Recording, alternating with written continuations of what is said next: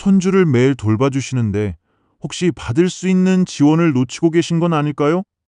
지역에 따라 한 달 30만 원, 아이가 둘이면 45만 원 이상을 지원하는 곳도 있습니다.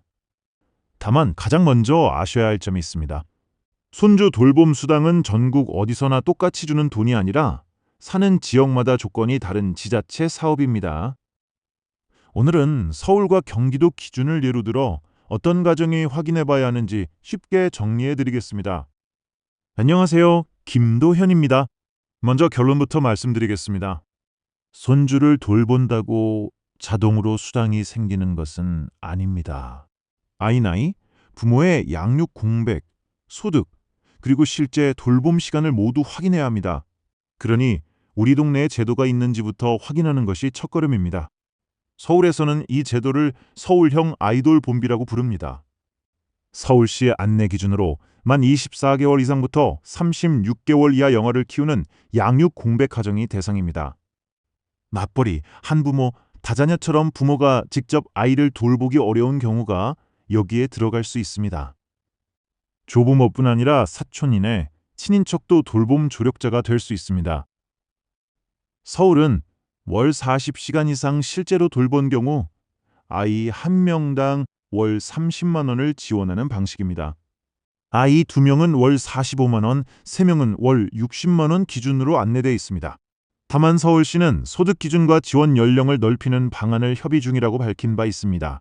그래서 신청 직전에는 그해 공고에서 소득 기준과 나이 기준을 다시 확인하셔야 합니다. 경기도는 경기형 가족돌봄 수당이라는 이름으로 운영합니다. 경기도도 생후 24개월부터 36개월 아동을 조부모 등 사촌 이내 친인척이나 이웃이 월 40시간 이상 돌보는 경우를 지원합니다. 기준 중위소득 150% 이하 가정이 대상이며 아이 1명은 월 30만 원, 2명은 월 45만 원, 3명은 월 60만 원입니다. 하지만 경기도라고 해서 모든 시군이 같은 날, 같은 방식으로 받는 것은 아닙니다. 참여 시군과 접수 기간이 따로 있으니 부모와 아이가 사는 시군의 공고를 꼭 확인하셔야 합니다. 여기서 많이 헷갈리는 조건 3가지를 짚어드리겠습니다.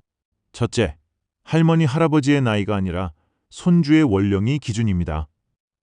아이가 24개월에서 36개월 구간에 들어가는지 먼저 보셔야 합니다. 둘째, 소득은 보통 손주 부모가 이루는 가구 기준으로 봅니다.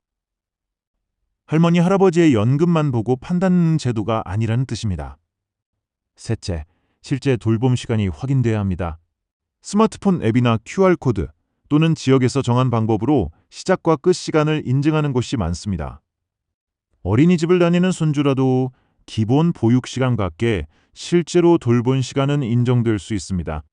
다만 어린이집 이용 시간, 정부 아이돌봄 서비스와의 중복 여부는 지역 공고마다 다르니 꼭 확인하셔야 합니다. 그럼 신청은 어떻게 할까요?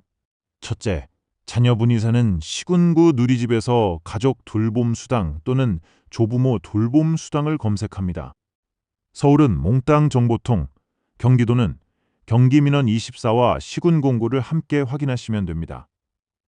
둘째, 아이 나이, 부모와 아이의 주소지, 소득 기준, 양육 공백 사유를 먼저 점검합니다.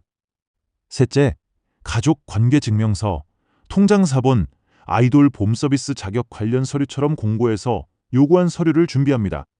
넷째, 선정된 뒤에는 돌봄 시간을 빠짐없이 인증합니다.